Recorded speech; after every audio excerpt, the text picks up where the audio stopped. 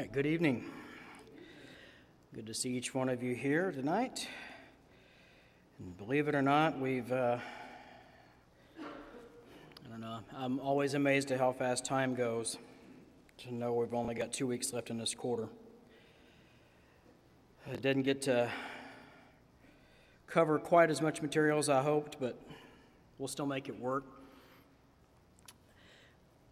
Last week, we finished up talking about more Christian evidences, and we talked about some of the complex aspects of the human body, specifically about blood types and how it relates to human origins. And then we shifted into talking about cloning, which may seem like kind of a strange segue, but when we were talking about the blood types and the origins of humans,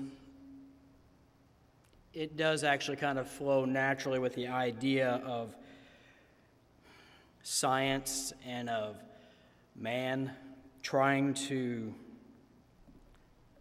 do their own creating, if you will. And when we were talking about cloning, we obviously talked about one of the most famous examples from back in 1997 when the first adult mammal had been cloned. It was, when this happened, a lot of the scientific community was in awe, much less the general public. Because this was the first time through a process known as nuclear transfer that scientists had succeeded in placing genetic material from one mammal into a hollowed-out egg cell from another animal. And not only was Dolly born, but later Dolly actually turned out to be fertile and could have offspring of her own. And that was, quite frankly, rather amazing. There were problems, though, that we talked about, where the lifespan of these animals that were cloned was far shorter than those bred naturally, and there were also a lot more health problems with them. But this was only the first that was done that way. Since, there's been countless others. Scientists have cloned sheep, cattle, goats, monkeys, pigs, cats, rabbits, all of which are mammals. So we then moved into the question of, can they or will they clone humans? And not so much can they or will they, because we know if it's not already been tried, it will be tried. But then we talked about, should they? The beginnings of what we recognize today as cloning actually went back much further than I thought they did, all the way back to 1901,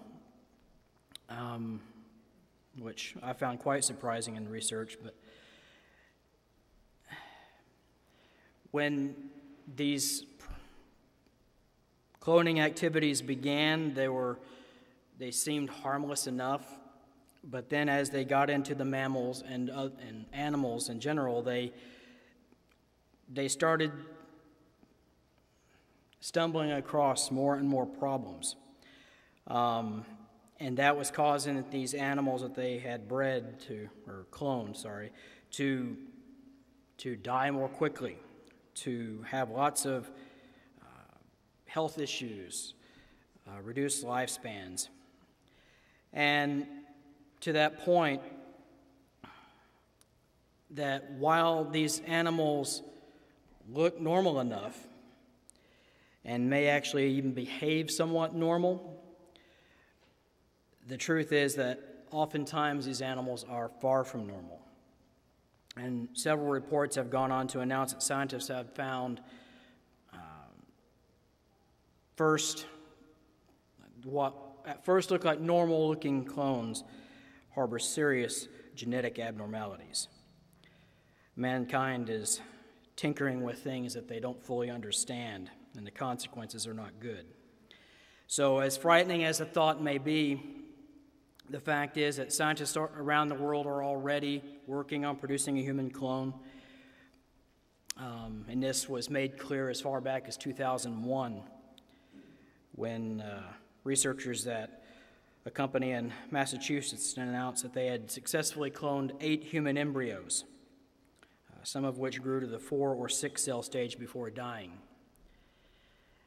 So, again, we talked about not only can we clone humans, the technology to do so is already available, but more the question is, should we? So,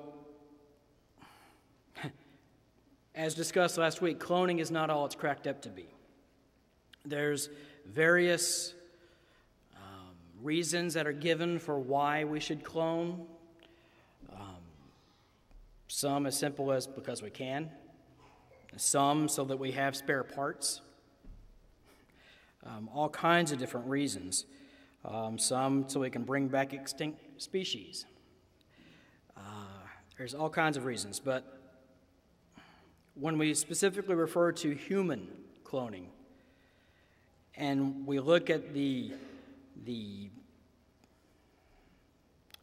path that these scientists have taken with cloning and how for every success they've had, there's been hundreds and even thousands of failures. We have to ask that, whoops, I got behind again. This right here, do we really want dead and dying human embryos filling scientific laboratories around the country?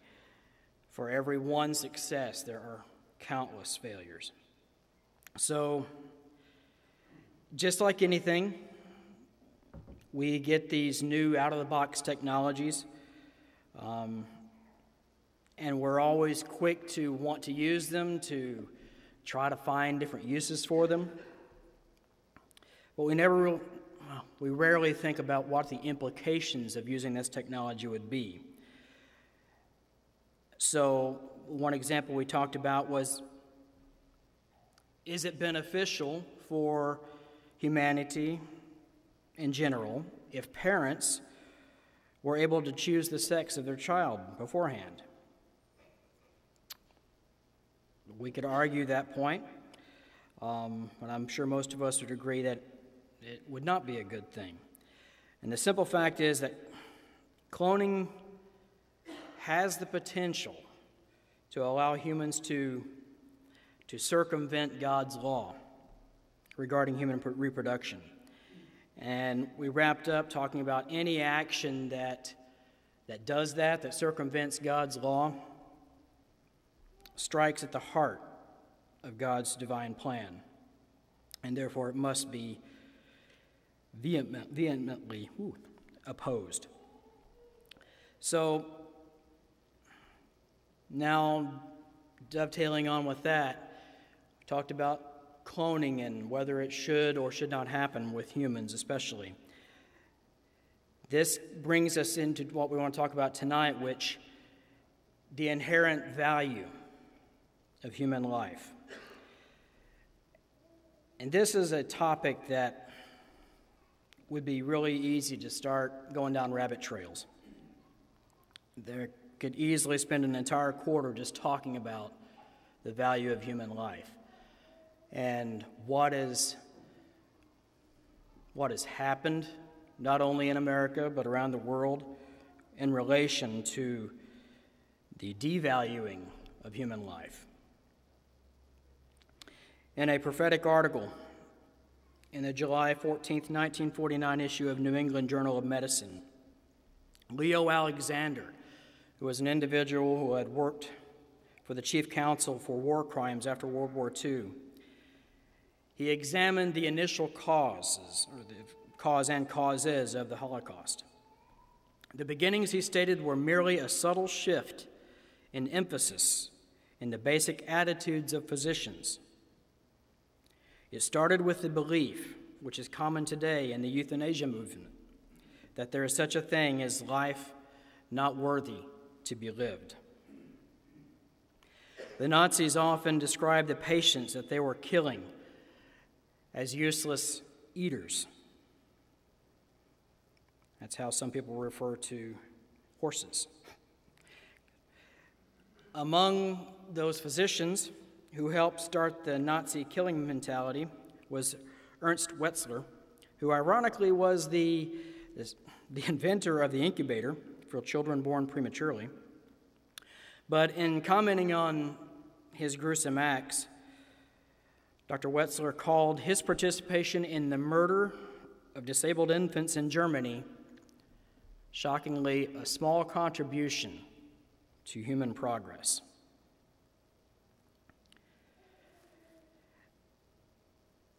You could spend a lot of time just discussing those, but it's not surprising, sadly, in light of recent attitudes here in the United States, that just before his death in 1984, Alexander warned that these same lethal attitudes were taking root in America. Biomedical ethicist Emil Shamu agrees, and he stated, "We in the United States don't have systematic atrocities. We have compartmentalized atrocities. But the intellectual underpinnings are the same as they once were in Germany, for the good of the science, for the advancement of knowledge, for the benefit of society, for the national interest, for Mother Earth, for whatever reason." You've probably heard all of these mentioned in the media. We love to rationalize our actions by saying it's for one of these things, for the good of science, for the good of mankind, for the good of the planet, whatever it may be. While we have not yet reached a point where we're throwing individuals into crematoriums like the Nazis did during the Holocaust, the indifferent and apathetic attitude toward human life has quietly taken root in America, the seeds of which were first sown in the act of violence against human life that was recorded in Genesis chapter 4, verse 8. This murderous act of Cain firmly established the roots of violence amidst humanity. The evil fruit of death that we see daily in newspapers, on the evening news, it is the result of generations of humans who have forgotten God. And thus the value of human life has plummeted. It is worth noting that one of the warnings that Moses gave the children of Israel before they entered that land of milk and honey was not to forget God. Deuteronomy chapter 8, verses 10 through 14. So, have we in our land of milk and honey forgotten God? Oh, yes. It appears that our prosperity is causing Americans to strive for an ideal human population in which the old, the sick, the disabled, and unwanted are often discarded like yesterday's trash. Another question we can ask is, are humans nothing more than higher animals, as some would have us believe? Sadly, the question that's revolving around the value of human life, or all those questions, they're found at both ends of the spectrum. On one end, there are individuals that consider embryos tucked safely away in the wombs of mothers who are 8 or 9 months pregnant to be nothing more than tissue. Interestingly enough, this tissue is known to have well-developed internal organs, possesses active brain waves, responds to light and sound, and occasionally sucks its thumb. On the other end of the spectrum are aged individuals who argue that they already have lived a full life, and therefore their death should be facilitated or hastened by the medical community via euthanasia. Lying in between these two extremes are those heart-rending cases in which families must decide whether or not to remove life support from a comatose individual who is lying in a bed connected to a respirator. And then there are the cases where terminal illnesses have invaded the lives of those far too young to battle those wretched afflictions.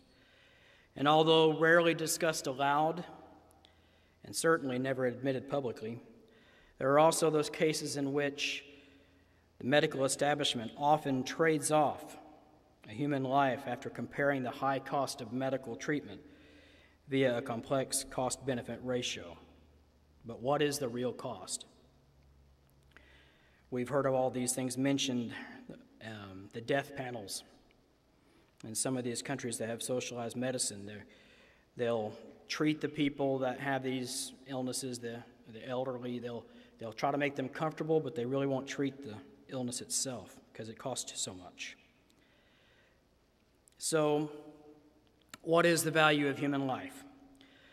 What should be a Christian's attitude? And what are the Christian's obligations in such matters? In order to better investigate these dilemmas, we first need to define life and death. And to do that, we'll look at Stedman's Concise Medical Dictionary. And it says that, this one's messed up a little bit, life is vitality, the essential condition of being alive, the state of existence characterized by active metabolism, the existence of organisms. Okay, in contrast, what is death? Death is defined as cessation of life in multicellular organisms, a gradual process at the cellular level, with tissues varying in their ability to withstand deprivation of oxygen. In higher organisms, a cessation of integrated tissue and organ functions. In man, manifested by the loss of heartbeat, by the absence of spontaneous breathing, and by cerebral death. On occasion, physicians will specify that someone has reached a point of brain death or cerebral death. And this is defined as in the presence of cardiac activity, the permanent loss of cerebral function, manifested clinically by absence of the purposive responsiveness to external stimuli, absence of cephalic reflexes, apnea, and lack of isoelectric signals on an EEG for at least 30 minutes in the absence of hypothermia or poisoning by the central nervous system. So science and physicians they've defined all these areas, but not everyone just buys into them. Not everyone agrees with those definitions. And one of the most clearly controversial areas is, when does life truly begin? And when is someone truly considered dead? Our society is finding all kinds of ways to bend these definitions in order to accommodate specific situations as they arise, or even specific agendas. So, one that we most frequently hear about, and I'm sure is very important to all of us, is abortion, the murder of the unborn. In writing his lengthy opinion for the court in the infamous Roe v. Wade case, Justice Harry Blackmun stated, "We need not resolve the question of when life begins." With those few words, the lives of millions of tiny babies were cut short, sending their souls heavenward.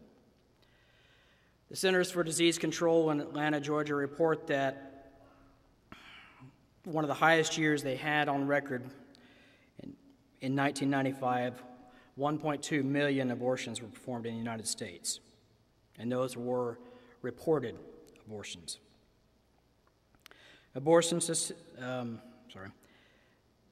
And in fact, in the United States, we have averaged well over 1 million abortions per year since 1977.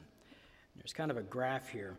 And this graph is showing the U.S. abortion rate, abortions per 1,000 women ages 15 to 44 as of July 1 of each year. And you can see there that perhaps there's been a downturn since these statistics were kept. We're still higher than it was back in 1973, but it has been trending downward. But are these numbers all that accurate? Are people really reporting it? We don't know. But regardless of how you want to look at that and try to find the light or at the end of the tunnel or whatever it may be, the fact that we're still aborting over 1 million babies a year is incomprehensible. The CDC estimates that 55% of legal abortions occur within the first 8 weeks of gestation, and that 88% are performed within the first 12 weeks. According to many, this short span of time makes a big difference. Prior to the 12th week, many people view the embryo as non-living, thus life is not terminated in an early abortion. But the facts indicate a different picture. As Dr. James Drummond has pointed out, though it may still surprise some, there are few things more certain at this time, January 18, 1986, than that the unborn are human beings. It is a biological and scientific fact that human life begins at fertilization, when the sperm cell of the father penetrates the egg of the mother. That unique genetic package, something that each of us once was, contains everything that a person will become.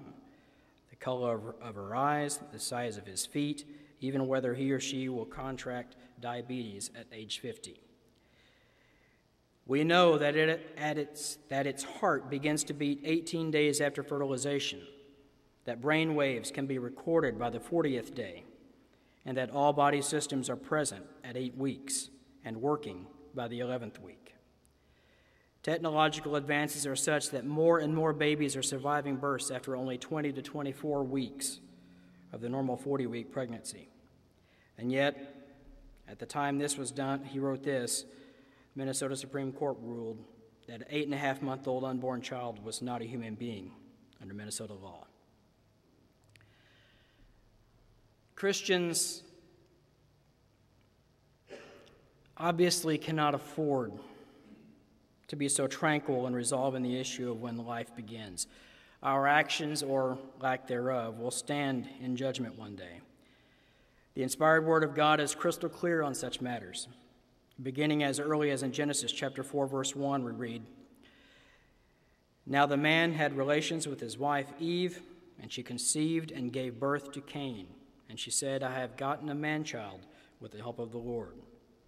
Some 40 times the scriptures make reference to woman conceiving. It is no accident that the inspired writers mention this extraordinary moment in which the sperm and egg come together. For it is only at that instant that their chromosomes join to form the fully complete complement of chromosomes that is capable of producing human life. James chapter 2, verse 26, "For just as the body without the spirit is dead." James observed that the life is conceived, or the life begins at the conceiving, but he points out that the opposite is true as well. If the body is living, then the spirit must be present. Thus, upon conception, when that full complement of chromosome activity, when all those chromosomes are actively metabolizing and living, God has already placed a soul within the living embryo. Additionally, Jeremiah stated that the word of the Lord came unto him, saying in Jeremiah chapter 1, verse 5, "Before I formed you in the womb, I knew you, and before you were born, I consecrated you. I have appointed you a prophet to the nations." The prophet Isaiah confirmed it this way in chapter 49, verse 1, "Listen to me, O islands, and pay attention, you peoples from afar. The Lord called me from the womb. From the body of my mother, he named me." Continuing in verse 5, And now says the Lord, who formed me from the womb to be his servant. Jehovah not only viewed Isaiah as a person prior to his birth, but he even called him by name. With that, it becomes obvious from an examination of this text that God does not consider life as beginning at birth, but rather at conception. In addressing a Senate Judiciary Subcommittee in April 1981, Richard Janes stated, "To say that the beginning of human life cannot be determined scientifically is utterly ridiculous." Those hearings were carried out to determine the question of when human life begins. Accompanying Dr. Janes that day was a group of internationally known geneticists and biologists who conclusively reiterated that life begins at conception. And they told their story with a profound absence of opposing testimony. There was no one willing to argue the other side at these hearings. Dr. Michelle Roth of Harvard Medical School gave confirming testimony, supported by references from her 20 embryology textbooks, that human life actually does begin at conception.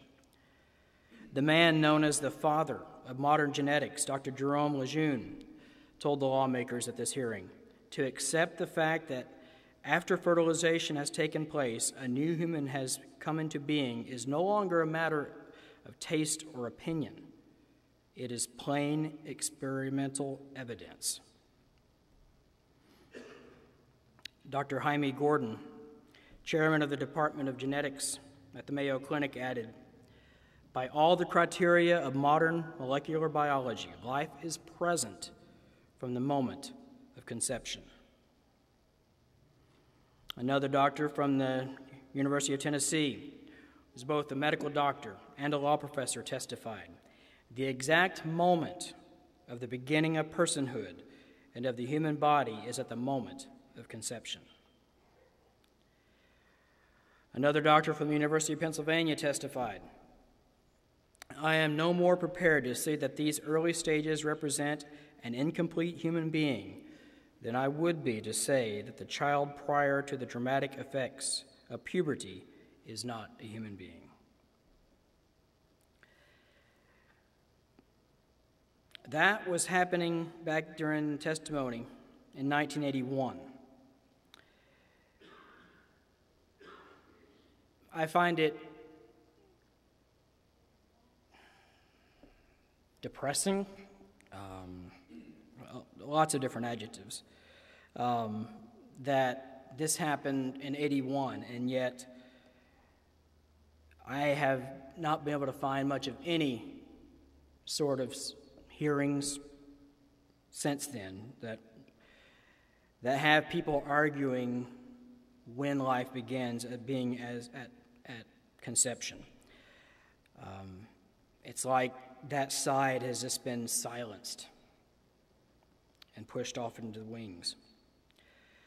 But this isn't just about, although we could spend lots and lots of time talking about abortion, and we could all speak very passionately about it, whether it be early abortion, late-term abortion, or even the even more barbaric partial birth abortion that's being done.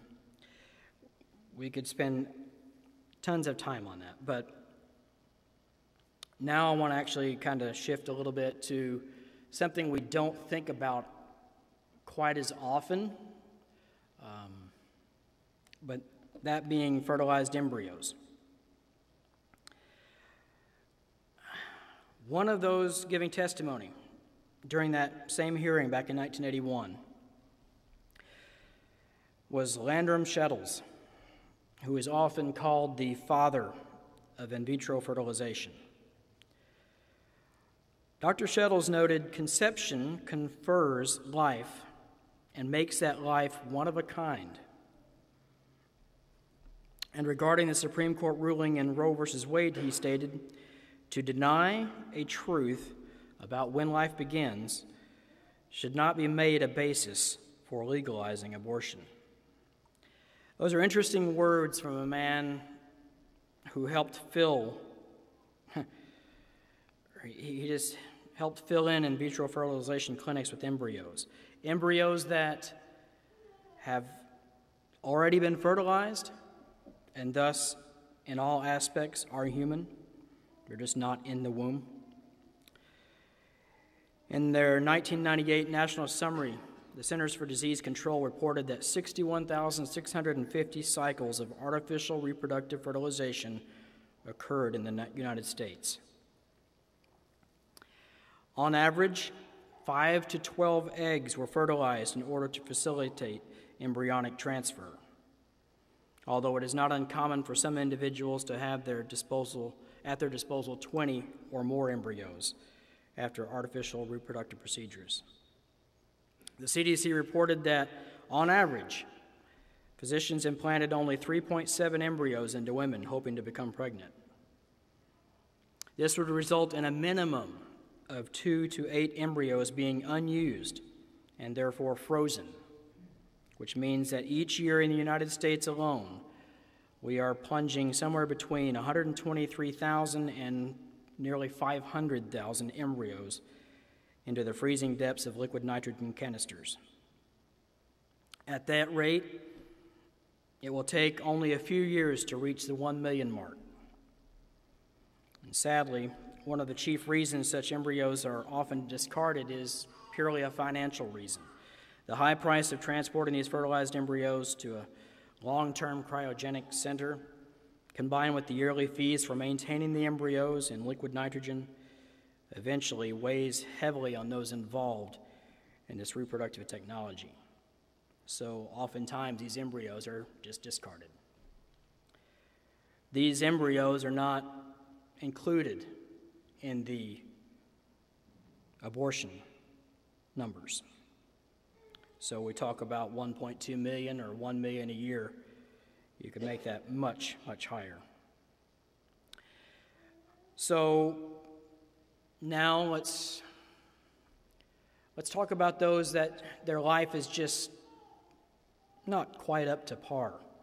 I'm sure that many of us could argue that we've had days when we just aren't up to par. It's not just the unborn whose lives have become fodder for medical experimentation. And consider what happens after a baby is born. Researchers at the University of Oklahoma carried out research on babies that were suffering from spina bifida. They hoped that one day their research would help clinicians determine which babies should receive treatment for their condition and which should go untreated because of the perception that their lives would be of insufficient quality to be worth living. So the researchers established standards that children would have to meet in order to be treated. However, if the researchers deemed an infant's potential for life or quality was subpar, then his or her parents were strongly advised against medical treatment. During the study, of the 69 children included, 36 received aggressive treatment, while 33 received only supportive care. None of the aggressively treated babies died, but 24 of the babies that received only supportive care died. Interestingly, 4 out of the 6 babies who were recommended for supportive care only lived because their parents insisted that they receive treatment. Nobel laureate James Watson once stated, "No one should be thought of as alive until about 3 days after birth." Nobel laureate. And he went on to say that parents could then be allowed the choice to keep their baby or allow their baby to die. That sends chills up my spine. The other Nobel laureate of that famed partnership, Francis Crick, remarked, "No newborn should be declared human until it has passed certain tests regarding its genetic endowment, and that if it fails these tests, it forfeits the right to life." So, this was back in 73. So, even then we found ourselves arbitrating who should forfeit their right to life. Okay? How about these cases? Suicide, euthanasia, and the elderly. What happens when the elderly members of society no longer feel loved and they begin to think of themselves as a burden? It seems to be a more and more common occurrence, at least it's being reported more. And maybe that's part of an agenda in itself. But consider the 80-year-old grandmother with multiple medical complications who doesn't want to be a bother to her children. Society sometimes places very little value on the disabled and the elderly, and therefore many are taking their own lives prematurely, either through euthanasia or suicide. Diane Coleman, founder of the Not Dead Yet Foundation, stated, "There is a great revulsion against disabled people that is visceral. This disdain is masked as compassion, but many people believe that in an ideal world, disabled people wouldn't be here." An Oregon report on assisted suicide for the year back in 2000 showed that more patients than ever took their lives because they felt they had become a burden to friends, family, and to caregivers. In Oregon, where assisted suicide was legalized back in 1994, doctors prescribed deadly drugs to 39 patients. And yet, when the local newspapers ran headlines bemoaning the state's soaring suicide rate among the adolescents, nobody connected the dots. Of those 39 cases, at least 27 people were reported as having died from a deliberate lethal overdose of controlled substances under Oregon's assisted suicide law. Additionally, the median time between a patient's initial request for assisted suicide and his or her death went from 83 days in 1999 to a mere 30 days in 2000. Government efficiency. It can work whenever they want it to. Interestingly, all of the patients who have died using the Oregon law took barbiturates, which is a federally regulated substance. So the federal government's involved as well. The 1970 Controlled Substance Act specifically states that drugs may be used only for legitimate medical purposes. Does assisted suicide fit that definition? The American Medical Association is on record as supporting abortion. Yet this same professional organization has taken a firm stand in defense of life in the area of doctor-assisted suicide. In a medical brief, the AMA stated there is, in short, compelling evidence of the need to ensure that all patients have access to quality care, reducing the severity of or alleviating the symptoms without curing the disease. Not only having that, but not having any need for assisted suicide. States like Washington, Oregon, California, Vermont, those all already allow euthanasia. And it's only a matter of time before other states adopt their own versions of this murderous legislation. On average, 18 elderly Americans take their own lives each day, with the highest rate coming from the white American males who are 65 years or older. Disabled seniors who do not take their own lives often inadvertently cause their families to have to wrestle with an entirely different and painful moral dilemma. And just consider this paradox. We imprison We imprison individuals for not feeding or taking care of animals.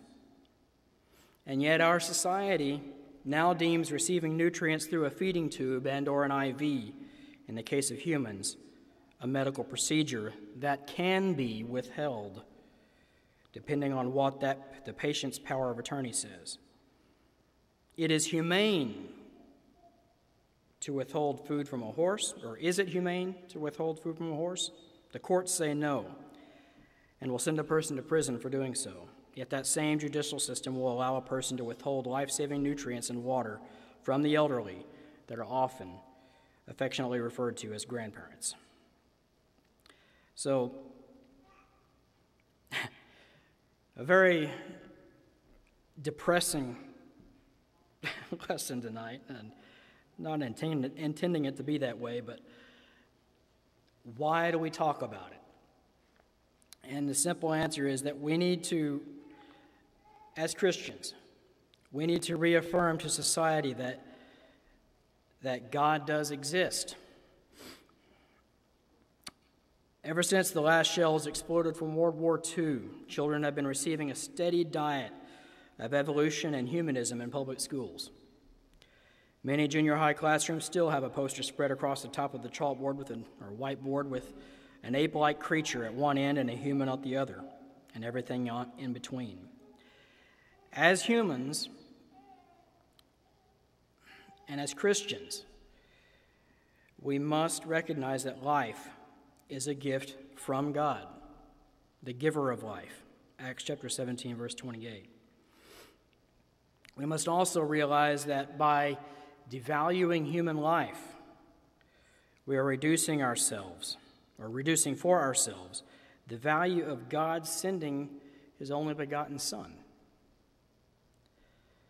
The famous verse that many children learn before they ever attend school: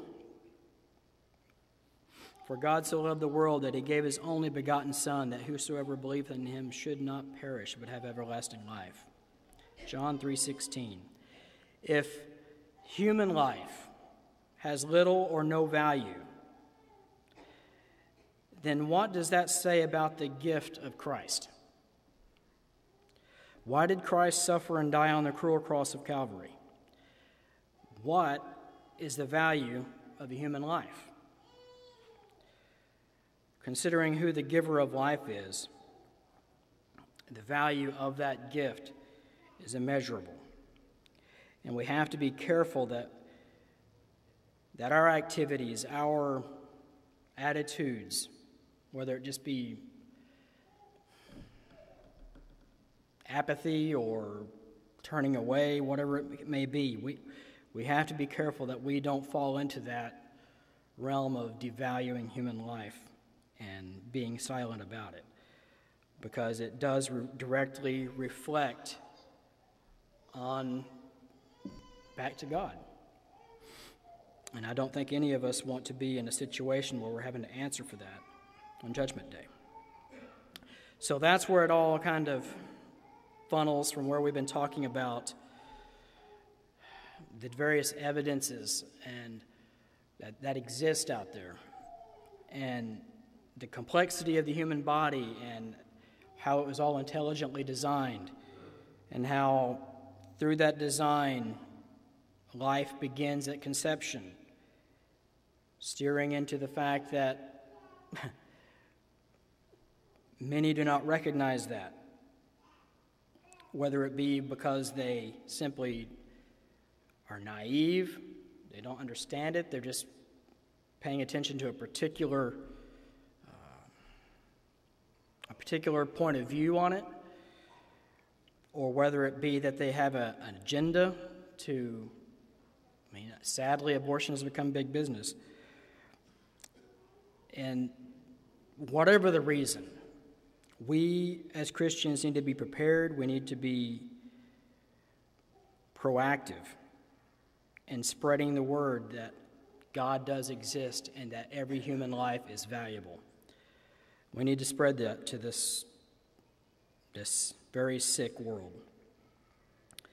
And that's where I'll close for tonight.